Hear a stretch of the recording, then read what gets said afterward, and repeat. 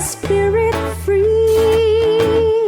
I am free, I am free from the worries of this world. I am free, I am free from the sadness and fears. I am free, I am free from what tomorrow brings. I am free because your love sets me free. I am free, I am free, I am free. What I am is your gift to me. What I become is my gift back to you.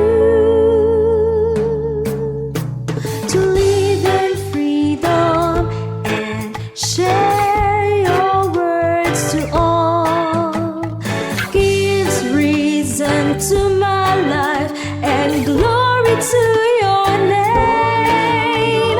Glory to your name. I am free, I am free from the worries of this world. I am free, I am free from the sadness and fears. I am free, I am free from what tomorrow brings. I am free because your love. I am free, I am free from the worries of this world. I am free, I am free from the sadness and fears. I am free, I am free from what tomorrow brings. I am free because your love sets me free. I am free, I am free, I am free.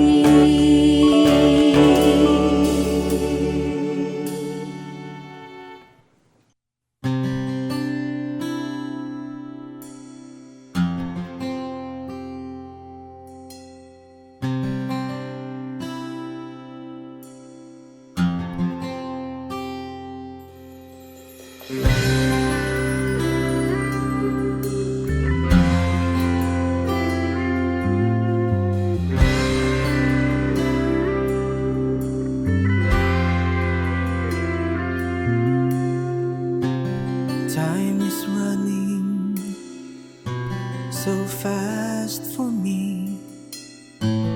Didn't know where my life could be. I forgot that I'm a soul hiding beneath my body and bones.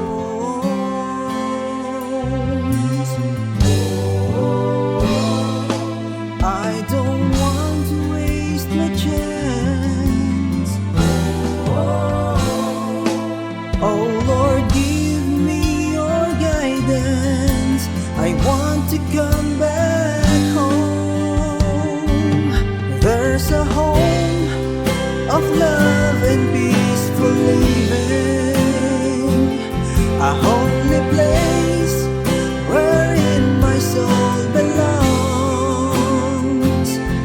I realize my faults and thoughts that were so wrong, using my life in my own ways and reasons. I want to come back home. I want to come back home.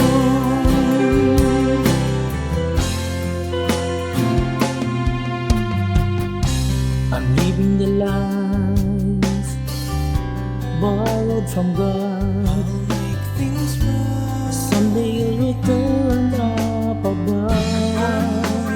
Shine your guiding light.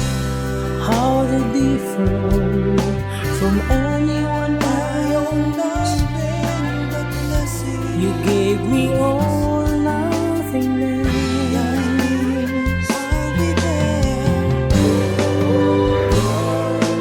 I don't want to waste my chance. Oh Lord, give me your guidance. Walk with me, light my way back home. There's a home of love and peace, believing, a holy place wherein my soul belongs. I realize my faults and thoughts that were so wrong. You saved my life in my own ways and reasons. I want to come back home.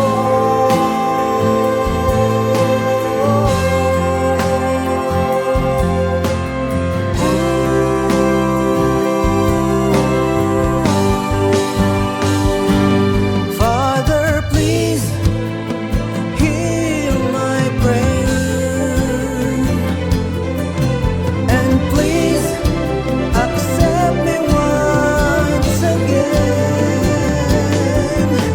Forgive me, 'cause I was lost. I want to come back home. I want to come back home.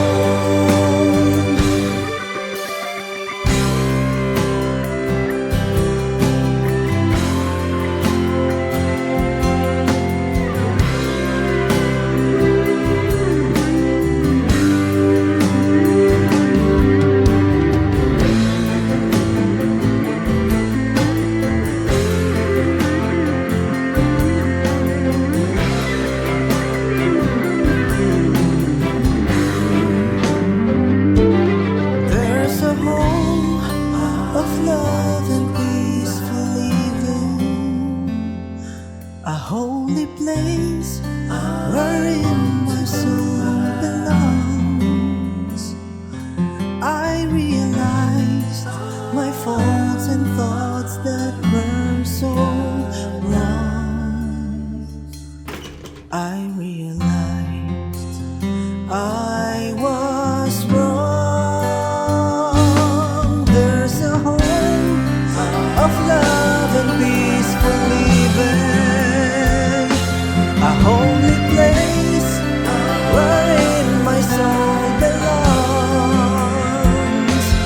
I realized my faults and thoughts that were so wrong. I'll use my life in His ways and reasons. Now that I am home, now that I am home, now that I am home.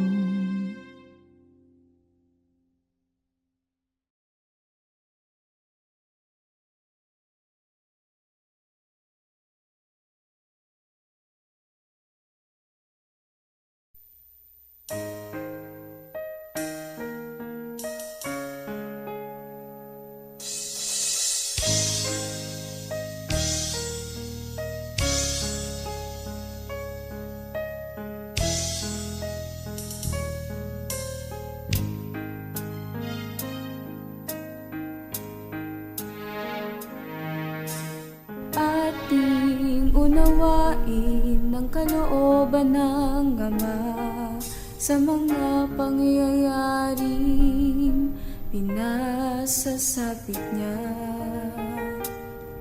Sa likod ng pagsubok ay pagpapala. Manghawakan, magtiwala, dakilang layunin niya.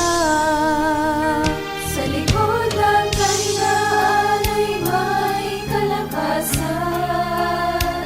Sa likod ng pangaluha ay may katuwaan.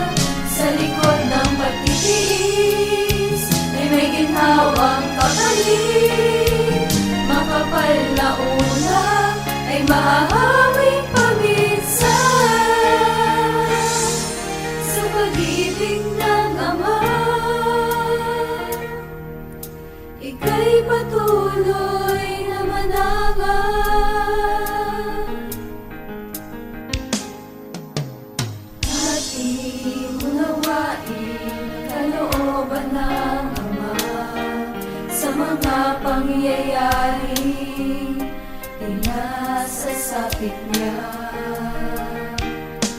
Sa likod ng pagsubok ay pagpapala. Mawakan, magtiwala, dakilang layunin niya. Sa likod ng kahinaan ay may kalakasan. Sa likod ng mga luha ay may katuwaan. Sa likod ng pagtitiis ay may ginhawang kapalit. Makapal na ulap ay maahawing paminsan. Sa pag-ibig ng Ama, ika'y patuloy na manaman. Sa likod ng kahinaan ay may kalakasan. Sa likod ng mga luha ay may katuwaan. Sa likod ng pag-ibig ay may ginhawang kapalit. Makapal na ulap ay mahahawing paminsan. Sa pag-ibig ng Ama, ika'y patuloy na manaman.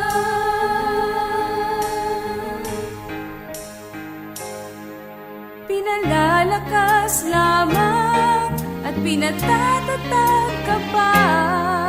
Hindi upang ika'y saktan at patuloy na lumuhod. Kalapit ng paglingan, pinapasan ka niya. Upang ika'y makatawid, inalalayan tuwina. Sa likod ng kahinaan ay may kalakasan. Sa likod ng mga luha ay may katuwaan. Sa likod ng pagtitiis ay may ginhawang kapalit. Makapal na ulap ay mahahawing paminsan. Sa pag-ibig ng Ama, ika'y patuloy na manaman.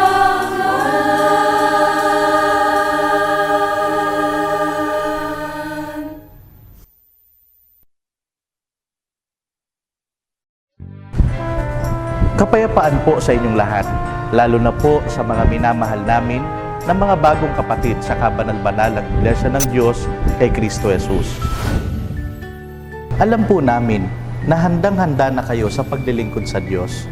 Subalit minarapat ng pangangasiwang pangkalahatan ng kabanal-banalang Iglesia na pasimulan ninyo ang mga hakbang sa pamamagitan ng paraang ito, sapagkat karagdagan po kayo sa mga alagad na magtataguyod ng mahalagang gawain na ipinagkatiwala sa atin ng Diyos na si Kristo Jesus.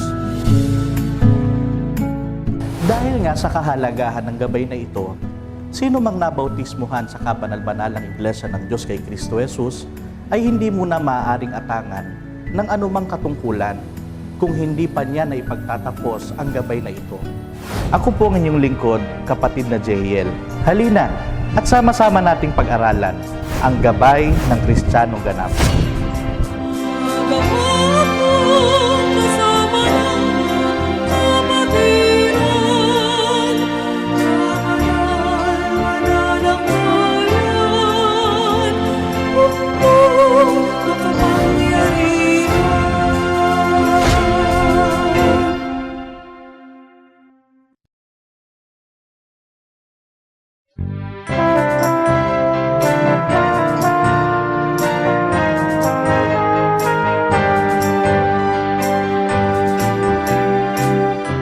Kapayapaan po sa inyong lahat, lalo na sa mga minamahal naming mga bagong kapatid sa kabanal-banalang Iglesia ng Diyos kay Kristo Jesus. Ako po ang inyong lingkod, kapatid na Jehiel. At kayo po ay aking naaniyahan na tunghayan ang mga mahalagang kaalaman patungkol sa pagiging kaanib sa kabanal-banalang Iglesia ng Diyos kay Kristo Jesus. Tayo na po at sama-sama nating pag-aralan ang gabay ng Kristiyanong ganap.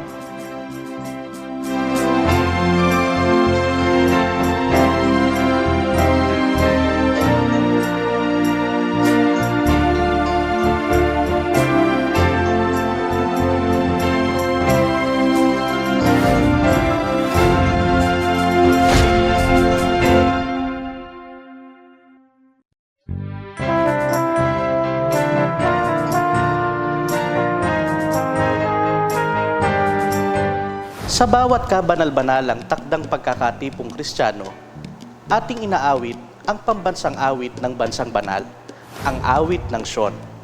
At atin namang binibigkas ang kredo ng Kristiyano sa tuwing takdang pagkakatipong pagsamba. Ang dalawang bahagi na ito ay tunay na mahalaga at may tiyak na layunin kung bakit ating pinagkakaisahan na awitin at bigkasin.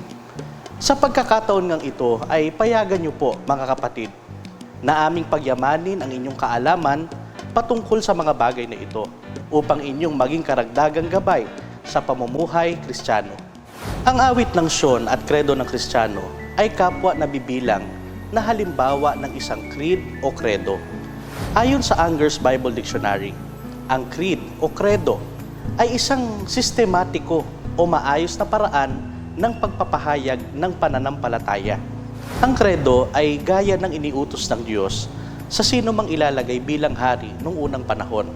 Ayon sa nasusulat sa Deuteronomio Kapitulo 17, versikulo 18 hanggang 20. At mangyayari na pagka siya'y luluklok sa luklukan ng kanyang kaharian, ay kanyang susulatin ang isang salin ng kautosang ito sa isang aklat na nasa harap ng mga saserdote na mga Levita at mamamalagi sa kanya at kanyang babasahin sa lahat ng mga araw ng kanyang buhay upang siya'y mag-aral na matakot sa Panginoon niyang Diyos upang isagawa ang lahat ng mga salita ng kautosang ito at ng mga palatuntunan ito upang ang kanyang puso ay huwag magmataas sa kanyang mga kapatid at siya'y huwag maligaw sa utos, maging sa kanan o sa kaliwa upang kanyang maparami ang kanyang mga araw sa kanyang kaharian niya at ng kanyang mga anak sa gitna ng Israel.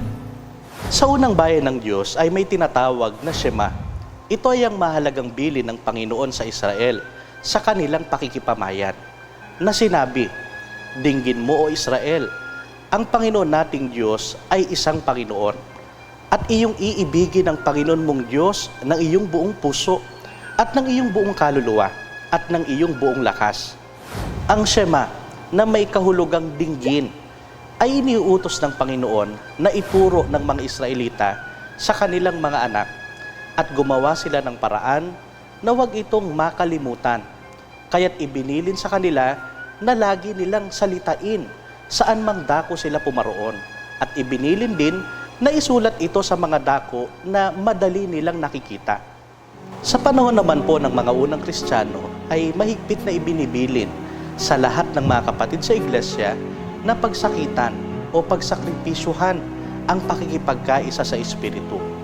At ang Espiritu na dapat na ingatan ng lahat ng tinawag ng Diyos ay nakapaloob sa ating mga kredo. Halimbawa na lamang nga ay ang awit ng Sion na itinuturing nating magkakapatid na pambansang awit ng kabanal-banalang iglesia.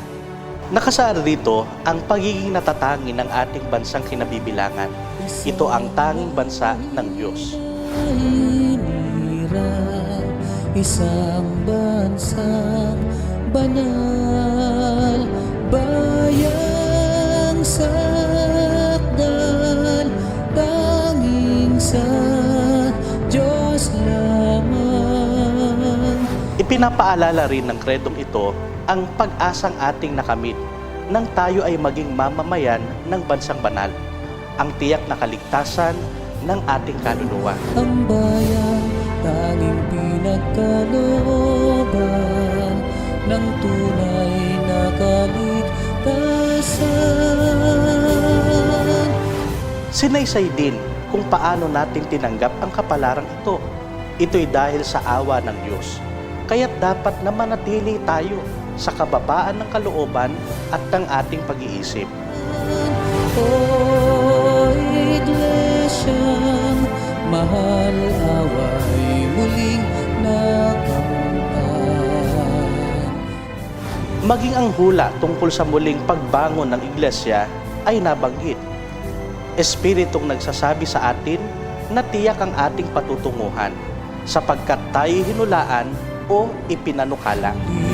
Bumangon sa silangan at naging ganap na bayan. At sa huling pangungusap, ipinaalala sa atin kung ano ang tiyak nating gawain. Ito ang ipangaral ang dakilang katotohanan.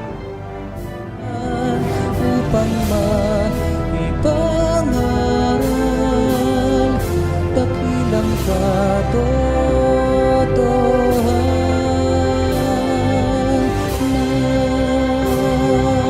Isang kumpletong awit na kung aawitin sa tamang espiritu ay tiyak na bubuhay ng ating pananampalataya, pag-asa at pag-ibig. Ang awit ng Sion ay hindi likhang isip lamang. Ito'y hango sa mga talata ng banal na kasulatan.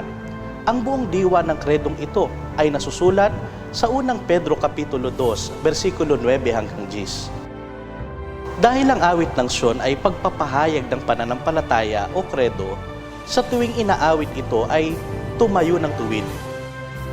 Ilagay ang kamay sa magkabilang gilid at umawit ng buong puso at buong sigla.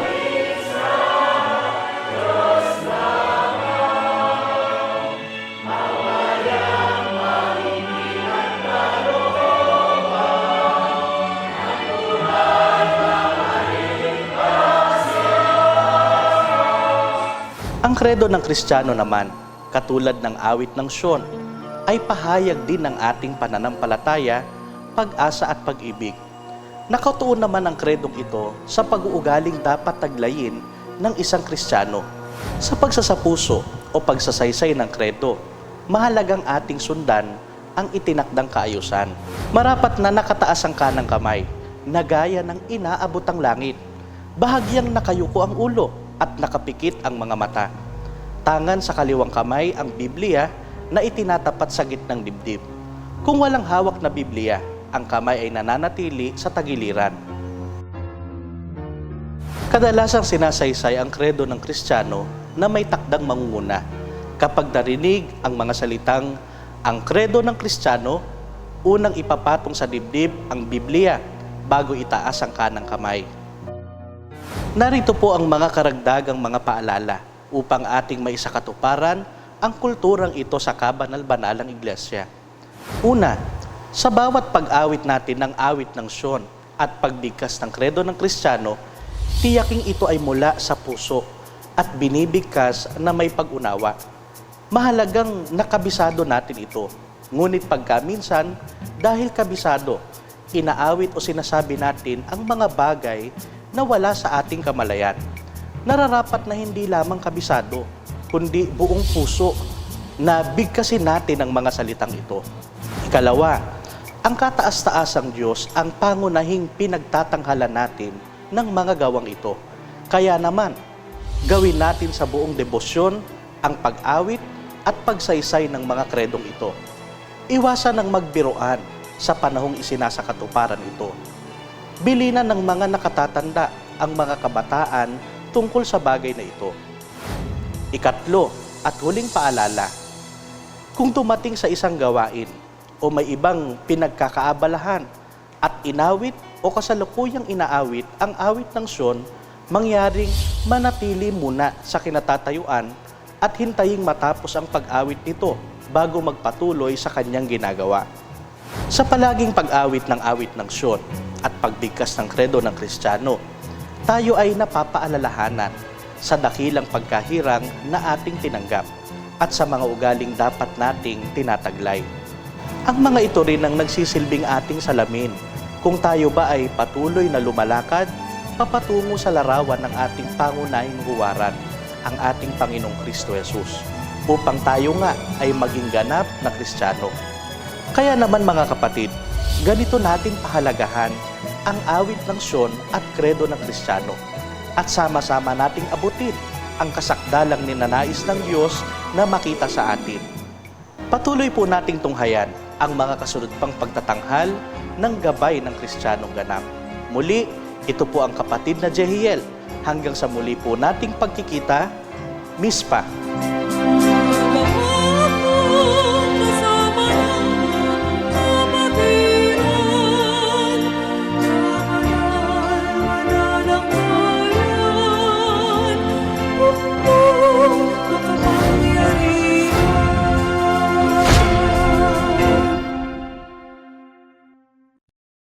Tayo po ay magpapasimula na sa takdang pagkakatipong pagsamba.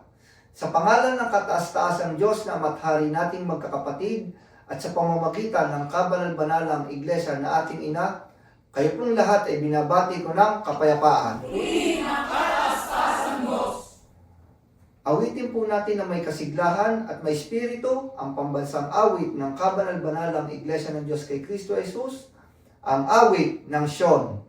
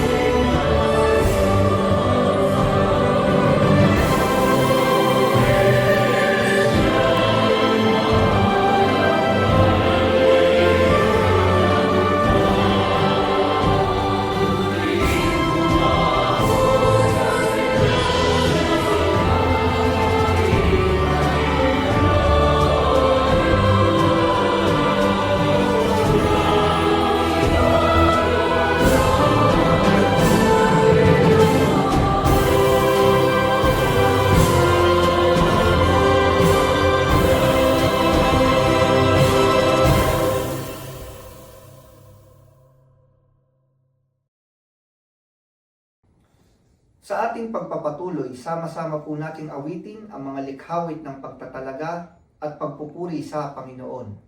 Mauna po dito ay ang likhawit ng taon na pinamagatang My God, You Are Wonderful at 2 bilang mula sa Himno Espiritual.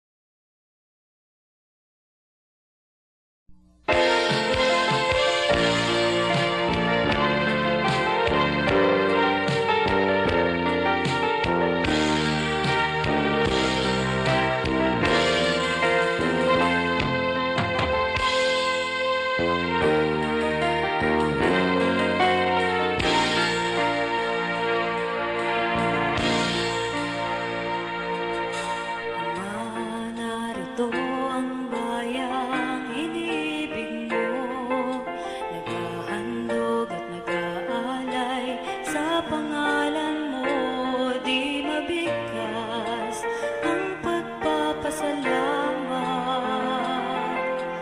May paniwala ang buhay ay di sasapat.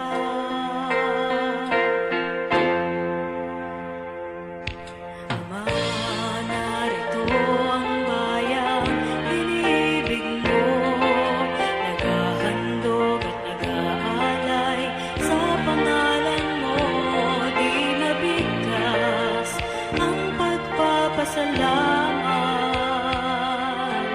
May paniwalang ang buhay ay di sasapat. Panahon ang nagsasabi ng kalwalhatian kung paano nabot itong kasagdalan. Mga pusong pinighati ng minsang alinlangan, nananatiling buhay, tunay na kabanal-banalan.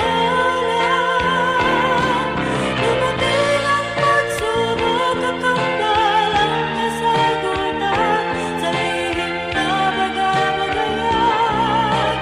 Ang katwiran, di pa tumatangis, alam na ang dahilan, paano nang gagantihan ang haring walang hanggan. Panginoon, tanggapin mo ang mga kaluluwang sumusuko sa'yo, tatanawing walang hanggan. Karangalan mo'y ingatan, isang pusong may kalinisan, sa harap mo'y natatapat. Ama, maraming salamat.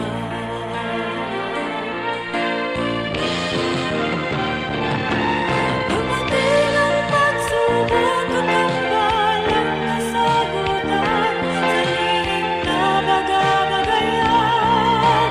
Ang katwiran, di pa tumatangis, alam na ang dahilan, paano nang gagantihan ang haring walang hanggan. Panginoon, tanggapin mo ang mga kaluluwang sumusuko sa'yo, tatanawing walang hanggan. Karangalan mo'y ingatan, isang pusong may kalinisan, sa harap mo'y natatapat. Ama, maraming salamat. Panginoon, tanggapin mo ang mga kaluluwang sumusuko sa'yo, tatanawing walang hanggan. Karangalan mo'y ingatan, isang pusong may kalinisan, sa harap mo'y nagtatapat. Ama, maraming salamat. Ama,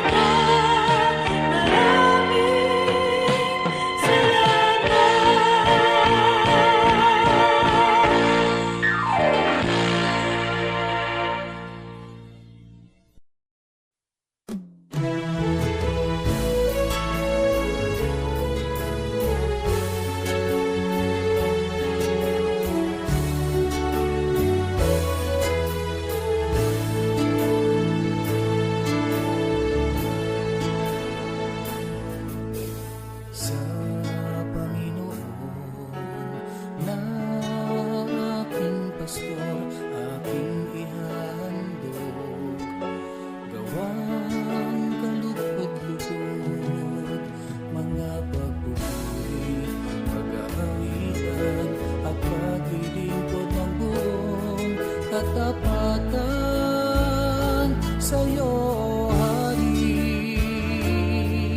Ialay ko aking puso't kalakasan. Salamat sa iyo, Haring mapagmahal.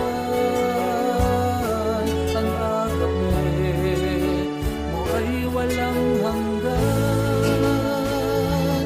Di ginaganti aming mga sala.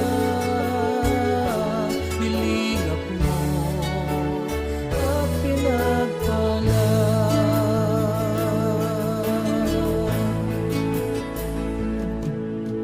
Sa Panginoon na kanlungan ko, hindi mangangamba at di magbabago.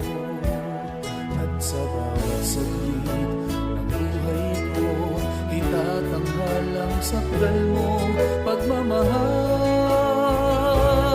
At sa piling mo, ako'y lalagi magpakailan-kailanman.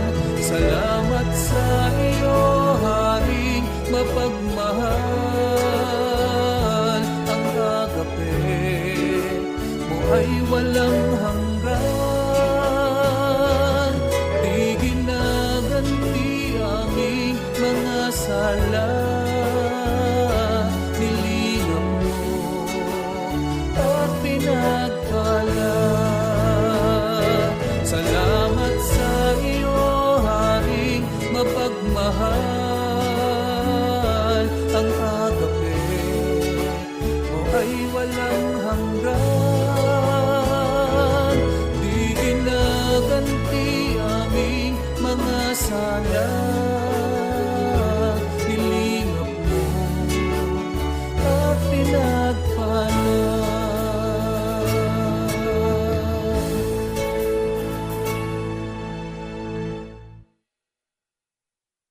Sa bahaging ito, inaanyaya ko po ang lahat na magsitayo. Awitin natin ang awit ng pagpupuri sa Panginoon at tanggapin po natin ang minamahal at ginagalang ang isa sa ministro konsagrado sa loob ng kabanal-banalang Iglesia ng Diyos kay Kristo Jesus, ang kapatid na Adjel.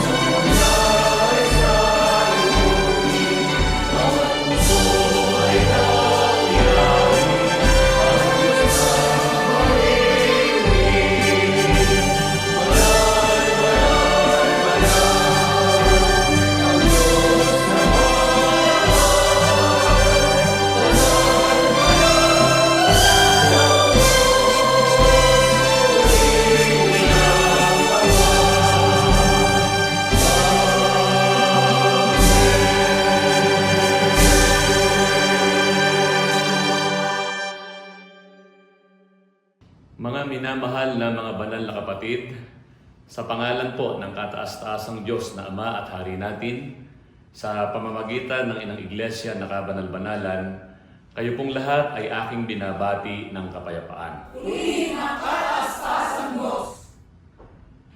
Ang mga salita ng papuri at pagpapasalamat sa kataas-taasang Diyos.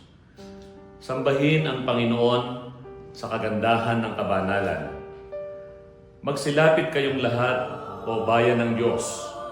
Magpisan at magkaisa upang sumamba sa Panginoon, sapagkat siya ay dakila at marapat na purihin. Umawit sa Panginoon, itanghal ang kanyang banal na pangalan, ihandog sa Panginoon ang kaluwalhatiang nararapat sa Kanya. Purihin ang Panginoon na kataas-taasan. Ipahayag ang Kanyang kaluwalhatian sa mga bansa, ang Kanyang kagilagilalas na mga gawa sa lahat ng mga tao. Ipahayag ang Kanyang pagliligtas araw-araw. O Panginoon, Ikaw ang Alpha at ang Omega, ang pasimula at ang wakas, ang una at ang huli. Ikaw na mula sa walang hanggan, hanggang sa walang hanggan, ang nag-iisang maluwalhati at makapangyarihang Diyos. Ikaw ay kamangha-manghang Diyos, banal, matwid at walang kapintasan. Naparito ka sa amin na may walang hanggang pag-ibig. Kay dakila ng iyong pag-ibig, tapat, dalisay at tunay. Lumapit ka sa amin na may kagandahang loob. Ikaw ang Diyos na Espiritu ay nagkatawang tao, kataas-taasang hari na nagpakababang tulad sa alipin. Ang makapangyarihang leon ay naging korderong handog. Ikaw ay namatay, inilibing at muling nabuhay para sa aming katubusan. Kaya't sambahin natin ang kataas-taasang Diyos. Umawit tayo sa Kanya ng mga awit ng papuri. Magalak ang langit at matuwa ang lupa, o bayan ng Diyos. Itaas ang inyong mga kamay sa pagpuri sa Kanya. Alleluia! Ang Panginoon ay naghahari magpakailanman. Si Kristo Jesus ang tanging Diyos at tagapagligtas. Siya'y darating upang hatulan ang sanglibutan sa katwiran at katotohanan. Siya'y paririto upang putungan ang kanyang mga banal ng korona ng buhay. Maranatha, ang Panginoon ay dumarating na madali. Mangaghanda upang salubungin ang ating Diyos, ang Alpha at ang Omega. Bayan ng Diyos, magpakabanal kayo, sapagkat ang Diyos ay banal. Sumamba sa Panginoon sa kagandahan ng kabanalan, ngayon, bukas, at magpakailanman. Amen. Amen. Mga kapatid, sa pagkakataon pong ito, atin pong aawitin ang himno ng pagdulog, at pagkatapos po tayo ay lalapit sa Panginoon sa pamamagitan ng isang panalangin. Pangungunahan po tayo ng kapatid na ngayon po ay nakatakda.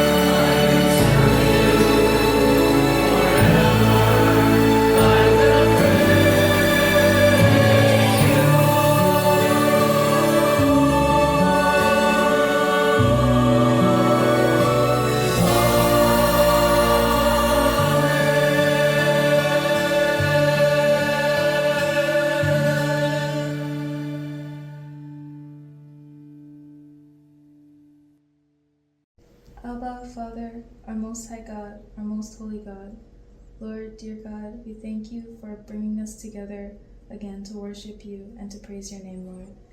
Dear God, in the past days, you have done so much for us and given us so much.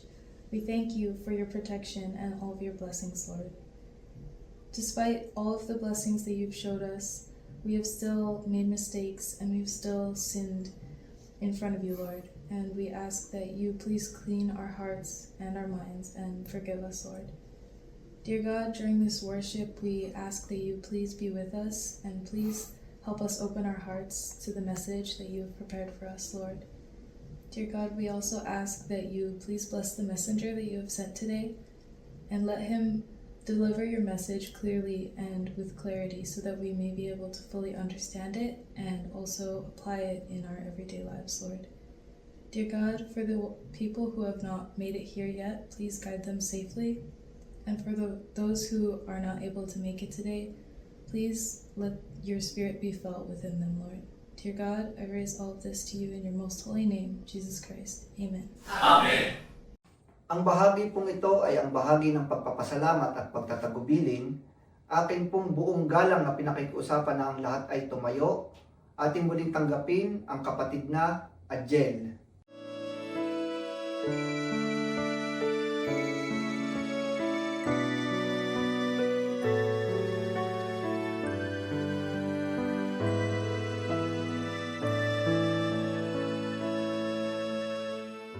Mga kapatid, akin pong babasahin ang mga talata ng pagpapasalamat at pagtatagubilin. Ariin po ninyo na gaya ng kayo mismo ang nagsasalita sa harap ng Panginoon. Aking iniibig ang Panginoon, sapagkat kanyang dininig ang aking tinig at mga kahilingan.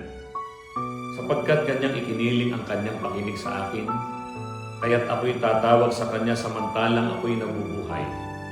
Ang tali ng kamatayan ay pumulupot sa akin, ang mga sakit ng libingan ay nagsihawak sa akin. Aking nasumpungan ang mga kabagabagan at maraming kalungkutan, ngunit hindi ako nawalan ng pag-asa. Ako'y tumawag sa pangalan ng Panginoon at aking sinabi, O Panginoon, nagmamakaawa ako sa iyo. Iligtas mo ang aking kaluluwa. Dininig ng Diyos ang aking panalangin sapagkat siya'y mapagbiyaya at magwin. Oo, ang Diyos ay maawain. Tinutulungan niya ang nagsisikap niyang anak, sapagkat iniligtas ng Panginoon ang kaluluwa ko sa kamatayan. Iningatan niya ang aking mga paa sa pagkabuwal at ang aking mga mata sa mga pagluha, sapagkat muli niya akong pinasapit sa araw ng aking kapanganakan. Pinagaling niya ako sa aking naging karamdaman. Pinagpala niya ako sa iba't ibang paraan ng aking buhay dahil sa lahat ng kabutihan sa akin.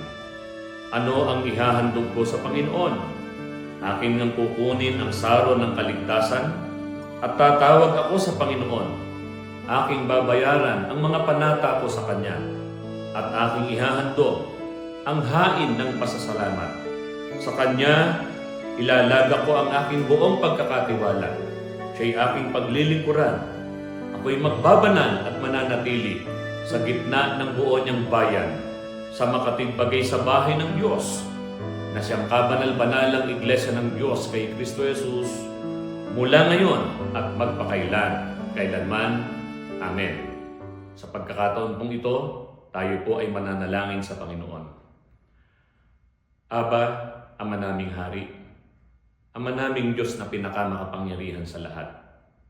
Sa pagkakataon pong ito ng aming pagkakatipon, iyo pong namamasid ang iyong mga anak na ngayon po ay mga nakapanikluhod sa iyong banal na harapan. Sa iba't ibang kadahilanan sila po ay lumalapit sa iyo sa mga pagkakataon ito. Kaya, O Panginoon, sana po, dinggin mo ang tinig ng iyong mga anak sa kanilang pagpapasalamat, sa kanilang mga pagtatagubilin. Tulungan mo po ang aming mga kapatid na pinasapit mo sa kanilang mga kaarawan sa laman. Pagpalain mo sila sa panibagong taon ng kanilang buhay. Igawad mo sa kanila ang iyong pagpapala at bendisyon upang sa gayon sila po ay muling makapagpatuloy sa iyo, higit na nga sa pagtupad ng kanilang mga katungkulan. Pagpalain mo rin, O Panginoon, ang mga kapatid po naming inaalipin ng banig ng karamdaman. Haplusin mo po sila ng iyong mapagpalang kamay. Bigyan mo sila ng mabuting kalusugan upang sa mga susunod naming pagkakatipon, muli namin silang makapiling na nag-aalay ng mga pagpupuri sa iyo. Pagpalain mo rin ang iyong mga anak na pinagkalooban mo ng mga pagpapala. Higit na nga, lubos nilang maunawaan na ang mga pagpapalang iyong ipinagkakaloob ay buhat sa iyo at ang dahilan nito ay upang makapagpatuloy ang bawat isa po sa amin sa paglilingkod sa iyo pong kabanal-banalang iglesia. Umaasa po kami at sumasampalataya na tinatanggap mo po ang pagpapasalamat ng amin pong mga kapatid, ang kanilang mga pagtatagubilin, ang lahat po ng ito amin pong ipinapakiusap sa iyo at inihahandog sa pangalan mo pong Kristo Jesus na aming Diyos at nag-iisang tagapagligtas. Amen. Amen. Ngayon po naman, mga kapatid, ay inyo pong tatanggapin ang mga pagpapala at basbas ng ating Panginoon sa pamamagitan ng kanyang mga banal na salita sa pagkasangkapan niya sa kanyang hamak at walang kabuluhang alipin. Pagpalain nawa kayo ng Panginoon at ingatan kayo. Ilingap nawa ng Panginoon ang kanyang maamong mukha sa inyo. Paliwanagin nawa ng Panginoon ang kanyang mukha sa inyo at bigyan po kayo ng kapayapaan. Patiwasayan ang pamumuhay sa maligalig na sanglibutang ito. Higit na nga po ang kapayapaan ng puso sa mga paglilingkod sa dakilang hari. Ganito po kayo pinagpapala ng kataas-taasang Diyos, mga kapatid na ngayon ay nagpapasalamat sa punang inyong mga mahal sa buhay, magmula ngayon at magpakailan, kailanman. Amen. Amen. Ating tanggapin ang mga awit ng Sion sa kanilang handog na likhawit sa pangunguna ng mga awit ng Sion at sa pisanang Alpha Omega.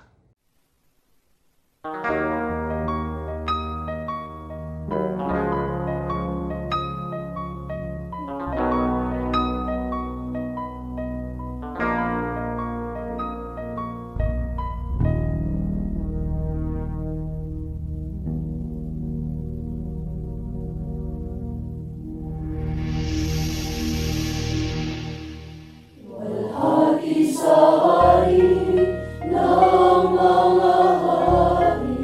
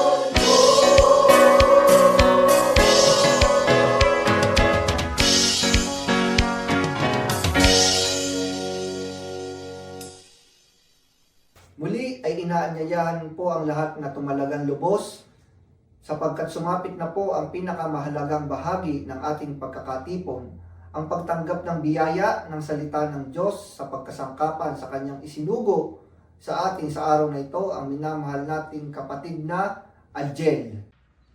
Mga kapatid sa Panginoon, shalom pong muli sa ating lahat.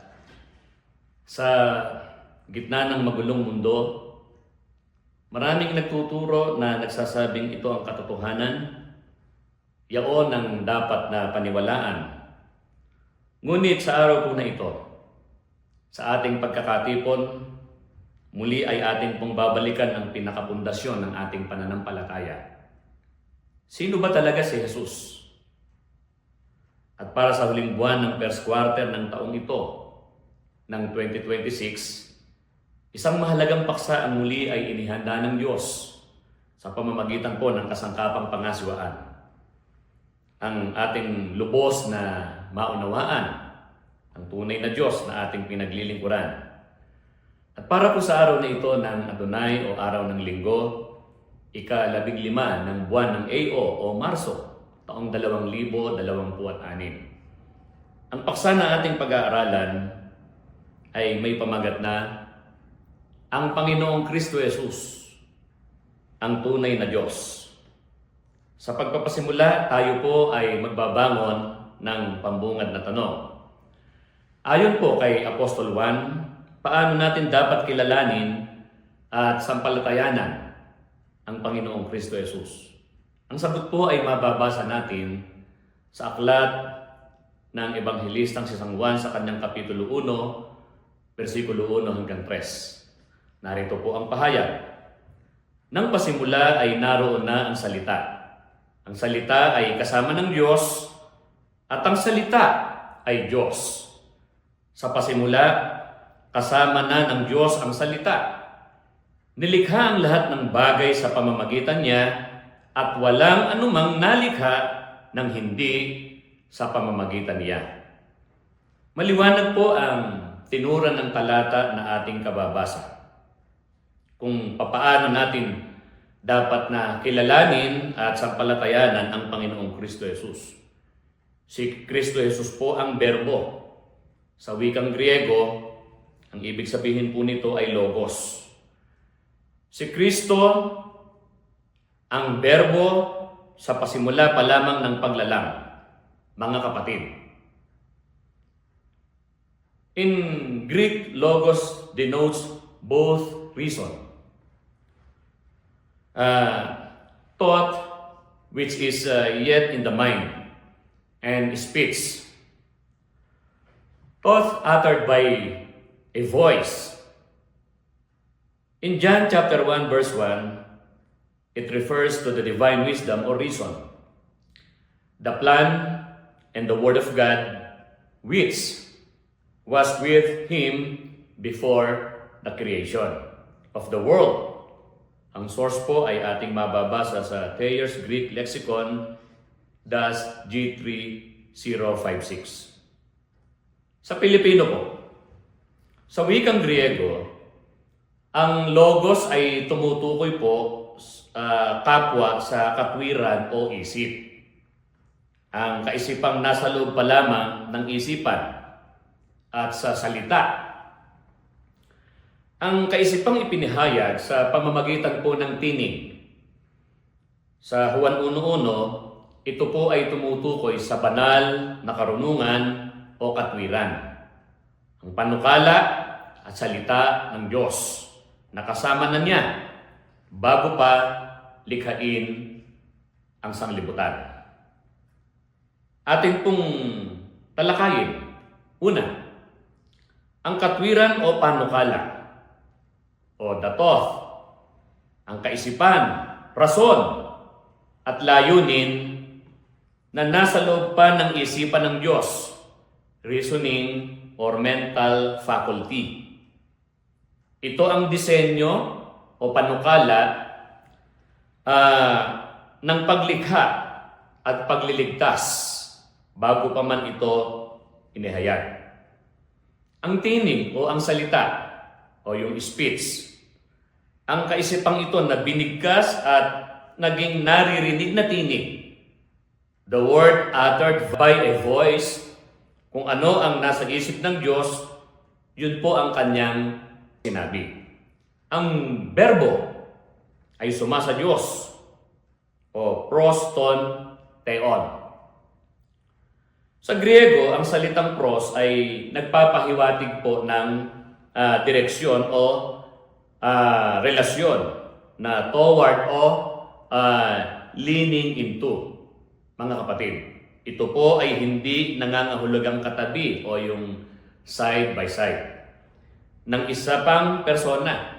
Sa halip, ang panukala at tinig ay tumutukoy at pag-aari ng iisang Diyos.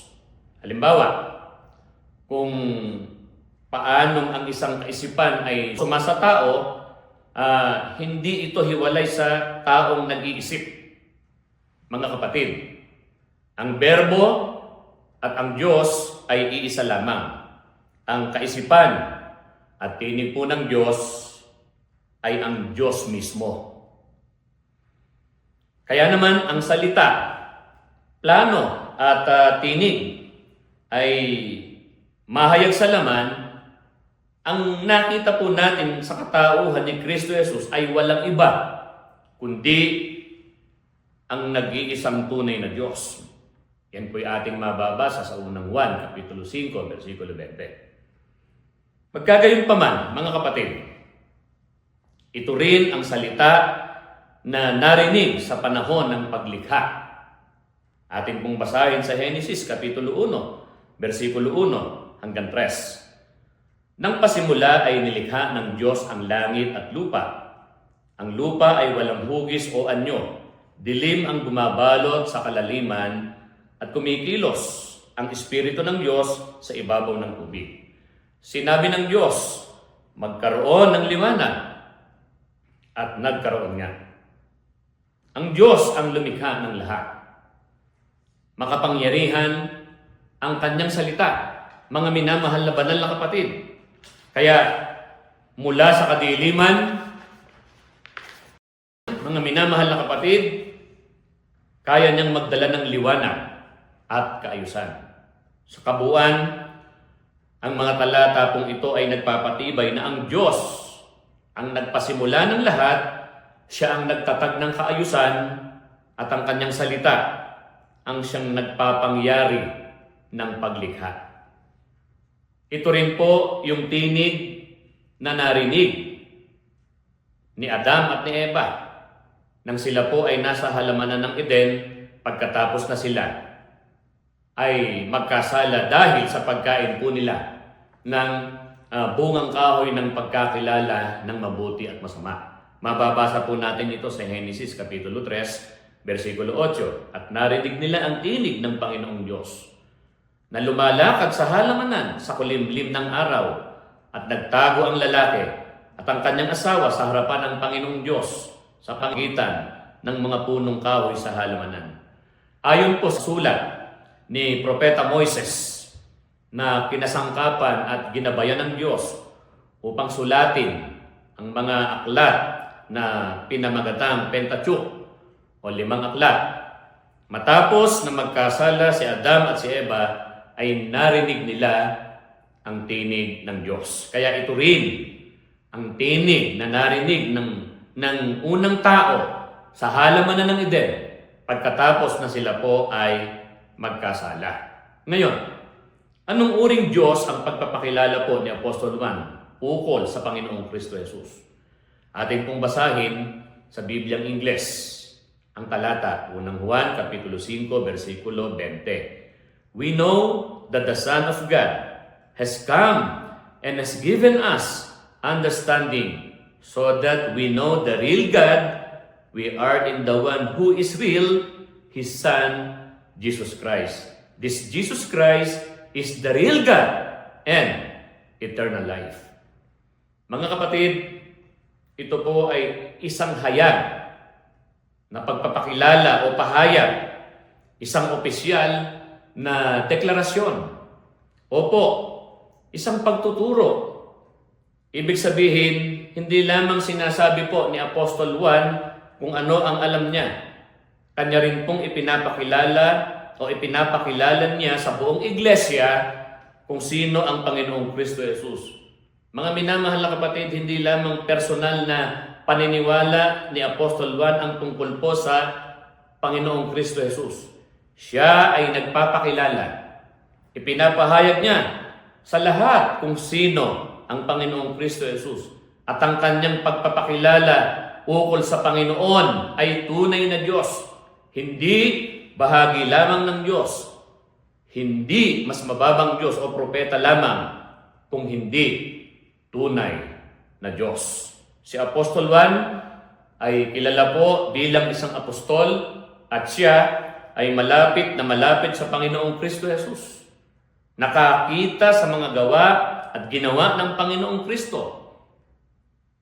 Nakapakinig ng mga aral ng Panginoon. At siya rin ay naging saksi sa kamatayan at muling pagkabuhay ng Panginoon. Kaya hindi maaaring maging haka-haka lamang ang kanyang sinasabi. Siya po ay personal na nakakakilala sa Panginoong Kristo Jesus. Ngayon, papaano ipinakita ng tunay na Diyos na si Kristo Jesus ang kadakilaan ng kanyang pag-ibig sa atin? Sa unang 1, Kapitulo 3, versikulo 16, King James Version, narito po ang pahayag. Hereby perceive we the love of God, because He laid down His life for us, and we ought to lay down our lives for the brethren. Mga minamahal na kapatid, ipinakita ng tunay na Diyos sa makatibagay ang ating Panginoong Kristo Jesus ang katakilaan ng kanyang pag-ibig sa atin. Ibinigay niya ang kanyang buhay dahil sa pag-ibig niya po sa atin. Kung hindi siya ang Diyos, ay hindi niya maipapadama at maipakikilala ang napakadakilang pag-ibig ng Diyos. Gaya po ng ipinahayag ni Apostol Juan na ang Panginoong Kristo Jesus ang tunay na Diyos. Hindi siya bahagi ng Diyos lamang, hindi siya kinatawan lamang, kundi siya po ang tunay na Diyos. At kung anong uring Diyos ang Panginoong Kristo Jesus, batay po sa talatang ito na ating binasa, dito po natin ang wika na kilala ang pag-ibig ng Diyos sapagkat ibinigay niya ang kanyang buhay para po sa atin.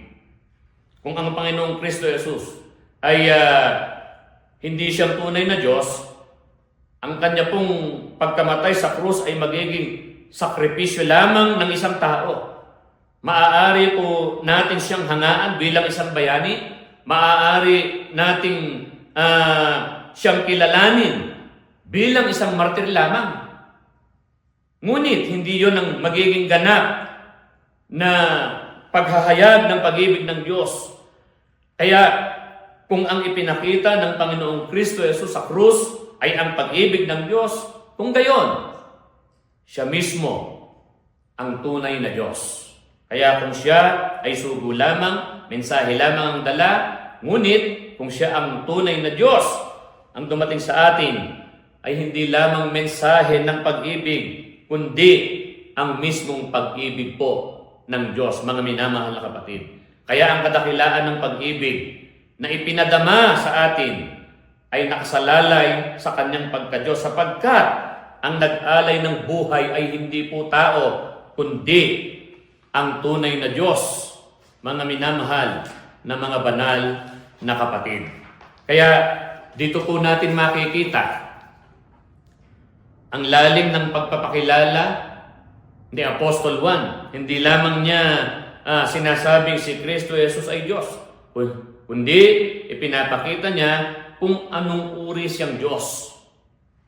Isang Diyos na umiibig, isang Diyos na handang mag-alay ng kanyang sariling buhay para po sa atin na mga magkakapatid. Gaano kadakila ang pag-ibig ng Diyos na iniukol sa atin? Mababasa po natin ang sagot sa unang Juan, Kapitulo 3, versikulo 1 ng Magandang Balita, Biblia. Tingnan ninyo kung gaano kalaki ang pag-ibig sa atin ng Ama. Tinatawag tayong mga anak ng Diyos. At iyon nga ang totoo, ang dahilan kung bakit hindi tayo nakikilala ng mga makasanlibutan ay hindi nila kinikilala ang Diyos. Mga kapatid, gaya po ng sinabi, masdan ninyo kung anong uri ng pag-ibig ang ibinigay sa atin ng Ama. Ibig sabihin, hindi po ito simple o pangkaraniwang pag-ibig lamang. Hindi ito katulad ng pag-ibig ng tao na may hangganan at may kondisyon. Ano ang katibayan na napakadakila ng pag-ibig ng Diyos? Tayo po ay tinawag niyang mga anak. Mga minamahal na banal na kapatid. Maaari tayong patawarin ng isang hari. Ngunit ibang bagay po kung aariin niya tayo bilang anak. Ang kapatawaran ay biyaya. Ngunit ang pagiging anak ay relasyon na may mana o tagapagmana. Ito po ang kadakilaan ng pag-ibig ng Ama. Hindi lamang tayo iniligtas, kundi ibinilang pa niya tayo sa kanyang sangbahayan. Ibinilang niya tayo bilang kanyang pamilya. Kaya napakapalad po natin. Kaya wala tayong maitutumbas sa pagmamahal na iniukol po ng Ama sa atin upang tayo ay mapabilang na kanyang mga anak. Kaya dahil dito, gaano po kahalaga na ating ingatan ang pananampalataya na ang Panginoong Kristo Jesus ang tunay na Diyos.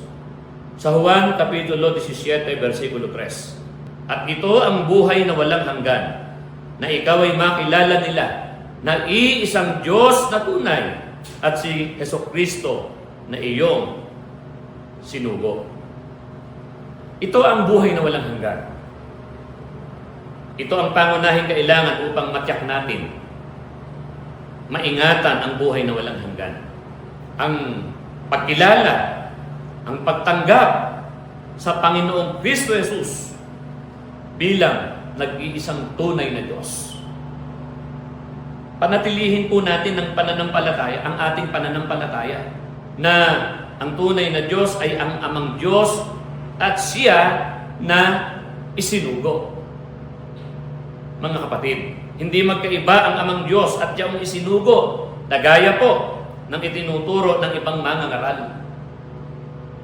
Halimbawa, sa unang Korinto, Kapitulo 2, versikulo 2, sapagkat aking pinasiyahang walang maalamang anuman sa gitna ninyo, maliban na si Jesucristo at Siya na napako sa krus. Mga kapatid, nakikita natin na hindi magkaiba ang Ama at isinugo na si Kristo Jesus. Hindi po pwedeng pagdalawahin na gaya po ng itinuturo ng ibang mangangaral. Kaya napakahalaga po na panatilihin natin ang pananampalatayang si Kristo Jesus ang tunay na Diyos. Ang pananampalatayang ito ang dapat na maging daan upang atin pong makamtan ang buhay na walang hanggan. Opo, sapagkat ang buhay na walang hanggan ay nakasalalay sa pananampalataya at pagtanggap sa tunay na Diyos. Kasi po, kung hindi natin iingatan ang pananampalatayang ito, maaari po tayong maligaw. Maniwala sa mga maling katuruan at mawalan ng katiyakan sa ating kaligtasan.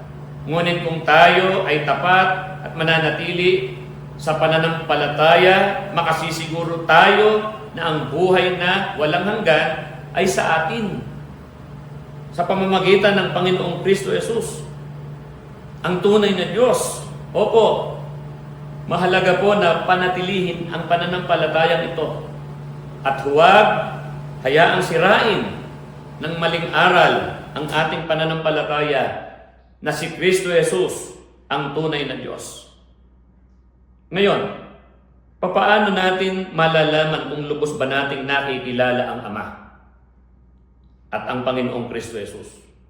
Mababasa po natin ang sagot sa Juan Kapitulo 8, versikulo 19, kasama po ang versikulo 25 at 27 ng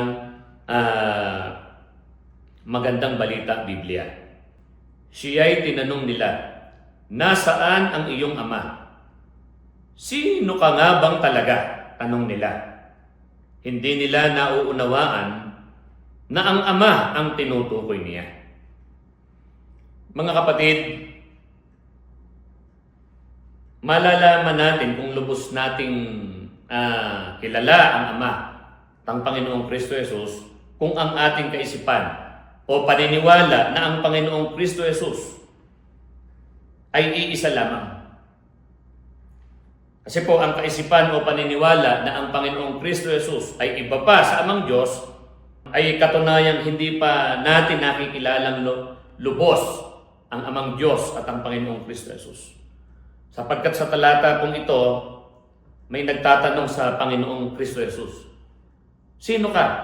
At nasaan ang iyong Ama?" Ang mga taong ito ay hindi pa lubos na nakikilala ang Panginoong Kristo Jesus at ang Ama. Iniisip kasi nila na iba pa ang Ama sa Panginoong Kristo Jesus. Kaya ito rin po ang nangyayari kapag may paniniwala tayo na si Kristo Jesus ay iba pa sa Diyos Ama. At kung magiging ganito po ang ating paniniwala, ay hindi pa natin lubos talaga na nakikilala ang Ama. At hindi rin natin tunay na maiintindihan o mauunawaan ang kaligtasang hatid ng Panginoong Kristo Jesus. Kaya malinaw ang itinuturo sa atin ng Biblia. Ang Ama at ang Anak ay iisa.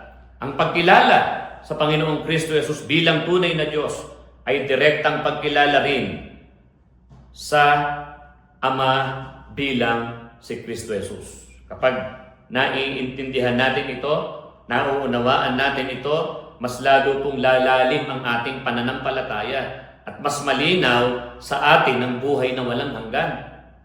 Kaya ang maling pananampalataya o paniniwala na iba pa ang anak sa Ama ay nagiging sanhi po ito ng kalituhan at maling aral. Kung nais nating tunay na makilala ang Ama, dapat nating panatilihin at ipagtanggol ang pananampalataya na si Kristo Jesus ang tunay na Diyos.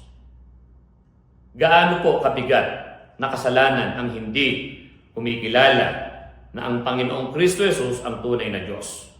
Mababasa po natin ang sagot sa aklat ng Ebanghelista si San Juan sa kanyang Kapitulo 8, versikulo 24, gayon din ng 27 ng King James Version sa kanyang English translation. "I said therefore unto you that ye shall die in your sins, for if ye believe not that I am He, ye shall die in your sins." They understood not that He spake to them of the Father. Maliwanag ang sinabi po ng Panginoon na ang hindi pagsampalataya sa Kanya bilang tunay na Diyos ay magbubunga po ng pananatili sa kasalanan. Ang kapatawaran at katubusan ay nakasalalay sa kung sino ang Panginoong Kristo Jesus. Kung hindi siya kikilalaning tunay na Diyos, hindi matatanggap ang kanyang ganap na kapangyarihang magligtas. Ang pagtanggi sa Kanya bilang tunay na Diyos ay pagtanggi sa Kanyang pagtubos. Kaya ang hindi kumikilala sa Panginoong Kristo Jesus na siya ang tunay na Diyos ay hindi po magkakamit ng kapatawaran o ng katubusan sa kanyang mga kasalanan. At ayon sa kanyang sariling salita, ang wika ay mamamatay sa kanilang mga kasalanan. Mga kapatid, kaya napakabigat na kasalanan ang hindi pagkilala sa Panginoong Kristo Jesus bilang nag-iisang tunay na Diyos. Kaya dahil dito, mula po sa araling ito, ano ang mahigpit na ibinibilin sa atin ng nag-iisang tunay na Diyos sa pamamagitan po ng kasangkapang pangasiwaan? Narito po ang sagot, mga kapatid. Sa Kolosas Kapitulo 2, versikulo 8 hanggang versikulo 9. Mag-ingat kayo na baka bihagin kayo ng sino man sa pamamagitan ng filosofiya at ng walang kabuluhang panlilinlang na ayon sa kaugalian ng mga tao, ayon sa mga espiritual na kapangyarihan ng sanlibutan at hindi naaayon kay Kristo. Opo, dapat tayong mag-ingat sapagkat may kasama pong panganib na tayo ay mailayo sa katotohanan tungkol po kay Kristo. Hindi lahat ng aral ay ayon sa Panginoong Kristo Jesus. May aral na nakabatay lamang sa sariling karunungan o pagkaunawa ng tao. Kaya mahigpit at malinaw ang bilin po sa atin dahil maaaring mabihag ang ating isip at pananampalataya kung hindi tayo magiging mapanuri. Ano ang dapat natin gawin sa mga aral na iba sa tunay na ebanghelyo ng ating Panginoong Kristo Jesus? Ang sagot po ay mababasa natin sa Galacia Kapitulo 1, versikulo 8. Narito po ang pahayag. Subalit kahimat kami o isang anghel na mula sa langit ang mangaral sa inyo ng magandang balita na iba sa ipinangangaral namin sa inyo, parusahan nawa siya ng Diyos. Anong dapat natin gawin? Sabi ng Biblia, itakwil o huwag tanggapin ang ibang mga aral, lalo na ang nagpapakilala ng ibang Diyos bukod sa Panginoong Kristo Jesus. Ang bilin ay hindi lamang mag-ingat, kundi matatag na itakwil ang anumang aral na lumilihis sa tunay na ebanghelyo. Ipinapakita po ng talata na kahit pa sino ang magturo, tao man o anghel. Mga kapatid, ngunit kung ang aral ay iba sa katotohanan tungkol kay Kristo, ito ay hindi po natin dapat tanggapin, kundi itakwil. Tandaan po natin, ang pamantayan ng katotohanan ay hindi ang personalidad ng nagtuturo, kundi ayon sa aral na nagtuturo ng tunay na kalagayan ng Panginoong Kristo Jesus. Ang ebanghelyong nagpapakilala ng ibang Diyos liban kay Kristo ay sumisira po sa tunay na pag-asa ng kaligtasan. Kaya ito ay dapat lubusang tanggihan, mga kapatid. Ngayon, sa kahuli-hulihan, ano po ang ibubunga sa atin ng matatag na panghahawakan sa katotohanan ang Panginoong Kristo Jesus, ang tunay na Diyos? Ang sagot po ay ating mababasa sa aklat ng Apostol Juan sa kanyang Kapitulo 8, versikulo 31 hanggang 32. Sinabi naman ni Jesus sa mga Hudyong naniniwala sa Kanya, kung patuloy kayong susunod sa aking turo, kayo nga'y tunay na mga alagad ko. Makikilala ninyo ang katotohanan at ang katotohanan ang magpapalaya sa inyo. Mga kapatid, ang ibubunga sa atin ng ating matatag na panghahawakan sa katotohanan ang Panginoong Kristo Jesus ang tunay na Diyos, dahil sa panghahawakan natin sa turong ito, na siya ang tunay na Diyos, ay ito ang magpapanatili sa atin sa pagiging anak ng Diyos at hindi tayo magiging alipin ng kasalanan. Tayo po ay tunay na alagad ni Kristo dahil sa tamang pagkilala natin sa Kanya bilang tunay na Diyos. Ito ang katotohanan magpapalaya sa sangkatauhan, sa kasalanan o sa kapangyarihan po ng dyablo. Kaya mahalaga po, mga kapatid, na lagi tayong sumunod sa mga tagubilin po ng pangkalahatang kasangkapang pangasiwaan sa pangunguna po ng ating MPHL. Sapagkat ang mga aral ng Diyos ay ipinadadaloy sa kasangkapang pangasiwaan at Ito naman ang ipinararating sa atin. Ang dapat na maging pagtugon natin dito ay lubos na pagtalima sa mga aral ng Diyos. Dahil ang pagtalima natin sa mga aral ng Diyos ay maghahatid sa atin sa kasakdalan ng ating pananampalataya. Ang mga aral na ito ang siyang dapat na maging buhay po natin na mga magkakapatid upang ating marating ang pangako ng Diyos, upang tayo po ay makapaglakbay patungo sa tunay na buhay, sa makatitbaga ang buhay na kapiling ang ating Panginoong Diyos. Mga kapatid, ito po ang ating kabanal-banalang pananampalataya at ang diwang hatid ng araling ito ang siyang ipagpala po sa ating lahat mula po ngayon at kailanman. Amen. Amen.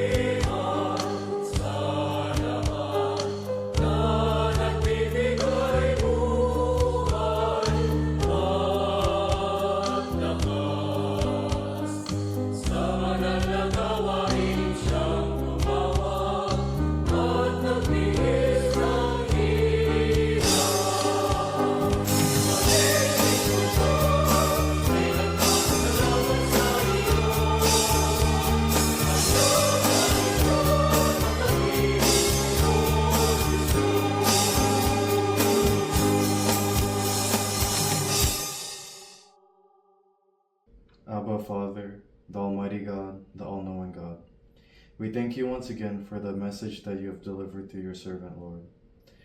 Dear God, we ask that this lesson may be embedded in our hearts, Lord. Let us use this lesson as a guide to live our daily lives. And we ask for your guidance also as we leave this congregation, Lord.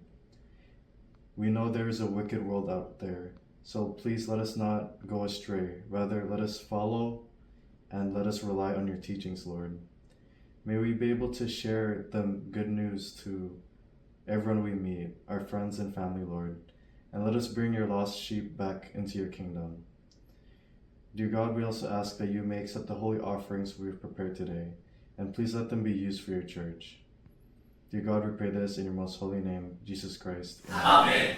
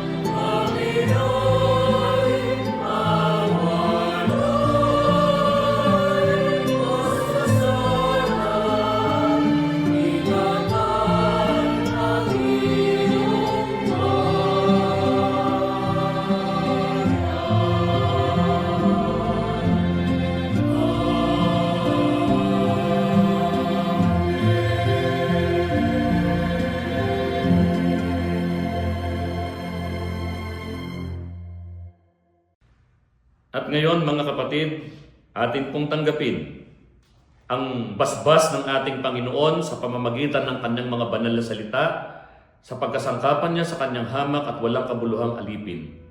Ang dakilang pag-ibig ng kataas-taasang Diyos na Ama at Hari nating mga magkakapatid. Ang biyayang pagliligtas ayon sa panukalang walang hanggan na kanyang inihayag at binigyang halimbawa nang siya'y magkatawang tao sa pangalang Kristo Jesus. Gayon din ang pakikipisan ng kanyang banal na Espiritu, siya nawang ipagpala sa ating lahat ng mga magkakapatid na nasa pagkakatipong ito mula ngayon at kailanman. Amen. Amen. Muli po, sumaatin ang kapayapaan. Mga kapatid, let there be no delay Hindi na dapat maantala. Ngayon ang kaaya-ayang panahon. Ngayon ang panahon ng pagliligtas.